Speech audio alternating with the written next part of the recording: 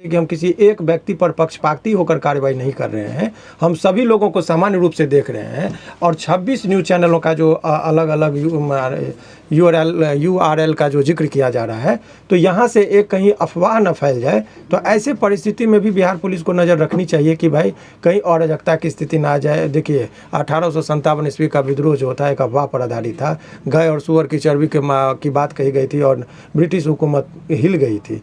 तो अफवाह यदि है तो अफवाह को फैलने नहीं देना, ये भी जो है शासन और प्रशासन का काम है। तो एक अफवाह को आपने दबाने के लिए दूसरा अफवाह भी आ रहा है बाहर कि कुछ खास व्यक्ति को टारगेट करके ये कार्रवाई की जा रही है। तो ये जो अफवाह है उसको या लोगों में भ्रम न जाए, इसके लिए भी स्पष्टता से बिहार पुलिस को सारी चीज़ों को दिखानी चाहिए। ये उनके लिए भी और राजहित के लिए भी जरूरी है। सर एक सवाल है, मनीष कश्यप के ऊपर इतना जल्दी कार्रवाई कितना उचित है?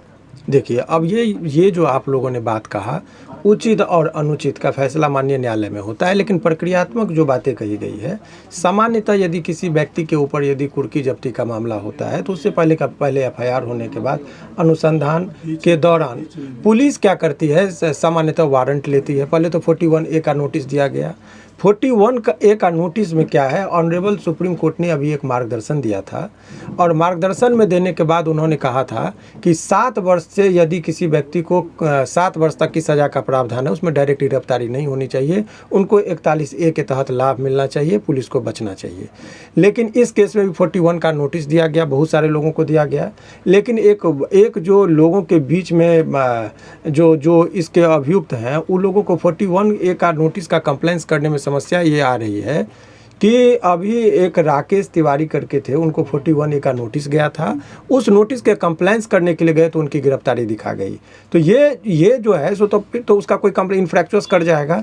इस बात को माननीय न्यायालय में भी इस पिटीशन में रखा गया है, ये बात ऑन रिकॉर्ड जाएगी। तो इस बात का कि कौन उचित कौन अनुचित, ये प्रक्रियात्मक क्या एरर है। जिन लोगों का मैं केस देख रहा हूँ, इस केस में मैं सभी लोगों का केस नहीं देख रहा हूँ, लेकिन अधिकतर पत्रकार का केस मैं देख रहा हूं कि उनको बचाने की जो बातें हैं, तो उसमें ये सब प्रक्रियात्मक चीज़ जहां भी एरर होगा, इस चीज़ से हम लोग न्यायालय को अवगत कराएंगे। और ये जो है सो जहां कहीं भी ये एरर करेंगे तो उस चीज़ का जो है सो हम लोग न्यायालय के समक्ष बात को रखेंगे और न्यायालय ही तय करती है कि गलत और सही। हमारा बात होता है कि अपनी बातों को वहाँ पे रखना और जोरदार तरीके से रखना। तो मैं इतना ही कहूँगा कि आप लोग जितने भी यूट्यूब चैनल या मीडिया कर्मी हैं, उनको घबराने की ज़रूरत नहीं है। उनकी बात को जो भी लोग निर्दोष हैं उनके खिलाफ कोई कार्रवाई नहीं होगी। सर एक सवाल है, मनीष कश्यप जी अभी बेतिया के नज़दीकी थाने में जो है आत्मसमर्पण किए हैं और इसके अलावा उनके घर पे कुर्की जब्ती की भी बात आ रही है, वीडियो वायरल भी हो रही है। सर किस मामले में उनके घर पे कुर्की जब्ती देखिए कुर्की और उसका क्या देखिए 82 निर्गत हो जाने के बाद 30 दिन का वक्त दिया। 82 क्या है, किसी व्यक्ति को लोग कहते हैं फरार, तो डायरेक्ट आप फरार नहीं कर सकते हैं। उसके लिए विधिवत प्रक्रियाएं हैं कि पहले वारंट लेने के बाद यदि व्यक्ति उपस्थित नहीं होता है, कहीं गिरफ्तारी नहीं होती है, पुलिस से बच रहा है, भाग रहा है, तो ऐसे परिस्थिति में पुलिस 82 का प्रेयर करती है कोर्ट में और माननीय न्यायालय उनको देती है कि ये 30 दिन का उनको वक्त दीजिए और उनके घर पर एक चिपकाया जाता है। और यदि वो व्यक्ति कहीं भी यदि उपस्थित नहीं होते हैं 30 दिन के अंदर, तो उनको डिक्लेयर किया जाता है एब्सकॉन्डर। ये 82 का प्रोविज़न है। उसके बाद 83 के प्रावधान के तहत उनको यदि फिर भी यदि गिरफ्तार नहीं होता है तो ऐसा कहता है कंपेलिंग चीज़ किया जाए कि मजबूर होकर वो कहीं भी हो तो वो उपस्थित हो जाए। ऐसे परिस्थिति में वो जो आप लोग देखते हैं कि कुर्की जब्ती करना, बुलडोजर का जो आजकल नया पैटर्न चला है, घर तोड़ना इत्यादि, तो ऐसे परिस्थिति में डायरेक्ट इसमें 82 का जो प्रावधान है, चूँकि बहुत हीनियस क्राइम का आप लोग को बता दें, जितना है तौबा मचाया जा रहा है, जितना डर और भय का माहौल बनाया जा रहा है, वो कुछ है नहीं। और इसमें FIR का भी जो है सो जो हम लोगों ने न्यायालय में जो बातें को जो पिटीशन का जो पार्ट बन रहा है कि जो सेक्शन लगाया गया है उस सेक्शन में सभी लोगों के विरुद्ध मामला नहीं बनता है।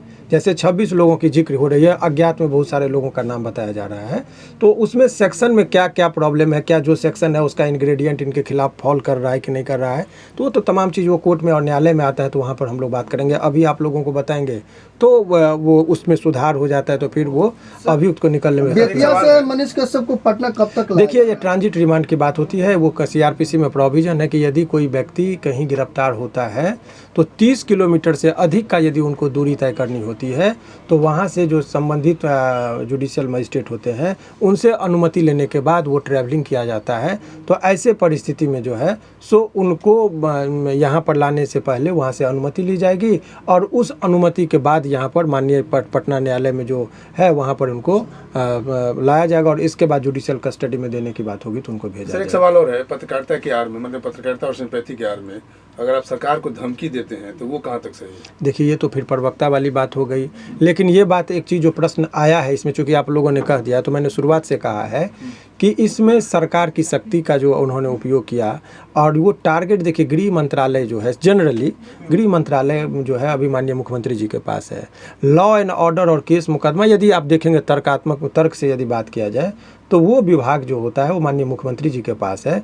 तो व्यक्तिगत यदि टारगेट जो तेजस्वी जी की जो बातें कही जा रही है, मेरा मानना है कि ये अज्ञानतावश उनके नामों का जिक्र हो रहा है, क्योंकि ये गृह विभाग जो है अभी माननीय मुख्यमंत्री जी के पास है। तो ये इनके पास स्वास्थ्य से संबंधित होता तो direct allegation you can level against Tejashwi Yadav, लेकिन ये विभाग तो इनके पास है नहीं। तो क्यों हो रहा है इस चीज़ का जवाब यदि हम देंगे तो ये पॉलिटिकल हो जाएगा, इसलिए उस पर मेरा बोलना उचित नहीं। क्या कोई पत्रकार सर 180 दिन में किसी का सरकार गिरा देगी क्या? ये तो आप लोग तय करेंगे, इसमें मैं क्या सर एक सवाल है कि पुलिस का कहना है कि मनीष कश्यप पे जो गिरफ्तारी हुई है, जो कार्रवाई हो रही है, सिर्फ इसलिए नहीं हो रही है कि गलत पत्रकारिता की है इस मामले में, बल्कि वो एक आदतन अपराधी हैं और पत्रकारिता के आड़ में अपराध को ही अंजाम देते हैं हर दिन। इसको कैसे देखते हैं? देखिए जब एलिगेशन लगता है तो विभिन्न तरह की बातों का एलिगेशन लगता है, तो ये आरोप प्रत्यारोप का बात है। देखिए ऑन रिकॉर्ड बातें जो होती है, कोर्ट में डायरी का क्या पार्ट आया, एफआईआर का पार्ट क्या, अनुसंधान में क्या आया, सीजर लिस्ट क्या बना, उतना ही पर कोर्ट में बहस करना होता है। बाकी जो बातें हैं ये गॉसिप है, बातचीत का अंश होता है कि उसने क्या कहा, तेजस्वी को क्या कहा, तो ये उसका पॉलिटिकल चीज़ है। कुछ लोग सिंपैथी, कुछ लोग नफरत, बहुत सारी बातें होती है। उस मैटर पर अभी बात नहीं। अभी सवाल जो बहुत सारे लोगों के मन में था कि अभी गिरफ्तार हुए हैं तो कितने दिनों के अंदर वो निकलेंगे, ये जो एक मूल प्रश्न आप लोगों का है। तो आप लोग एक चीज़ समझ लीजिए कि ये बहुत बड़ा हीनियस क्राइम का चार्ज इनके ऊपर नहीं है। जो इनके ऊपर चार्ज लगा है उसमें अधिकतम सज़ा 7 वर्षों का है, और अधिकतम सज़ा 7 वर्षों का मतलब ये मत समझिए कि 7 वर्ष बाद ही निकलेंगे। उनको बेल में, मर्डर केस में आजीवन कारावास होता है, फांसी की सज़ा होती है, उसमें भी बेल मिलता है। तो मेरिट ये होता है कि उस मैटर ये करता है कि आरोप कितना बड़ा हो छोटा हो मैटर नहीं करता है, कि उनके ऊपर साक्ष्य कितने आ रहे हैं, उनके विरुद्ध में पुलिस इकट्ठा करके साक्ष्य को ला रही है, वो मैटर एक तय करता है। तो ऐसे परिस्थिति में आप ये कह सकते हैं कि बहुत माने जो प्रक्रियाएं हैं इसमें बहुत लंबे, मैं कह रहा हूं कि बहुत लंबे दिनों तक इनको जेल में नहीं रहना पड़ेगा। पहले से भी उन पे कुछ हाँ, यदि अन्य केसों का जिस हिसाब से जिक्र है उसमें यदि बेल टूट गया तो बहुत लंबे दिनों के ट्रायल में ये सहयोग नहीं किए होंगे। अन्य केस की बात कर रहा हूँ तो वो इस केस के रिगार्डिंग आपको मैं दावे के साथ कह रहा हूँ, जितना मेरिट है इस केस में, इस केस के मुताबिक लंबे दिनों तक जेल में वो नहीं रहेंगे। लेकिन इसके अलावा यदि कोई केस का है तो उस केस का स्टडी करने के बाद ही बात कही जा सकती है, क्योंकि इस केस को मैंने स्टडी किया, उसमें बहुत सारे अन्य अभियुक्तों का केस मैं देख रहा हूँ, इसीलिए मैं उस केस को स्टडी किया हूँ। अन्य केस के बारे में क्या है नहीं है, जब उसका मैं अवलोकन करूँगा तभी आप लोगों को बता पाऊँगा।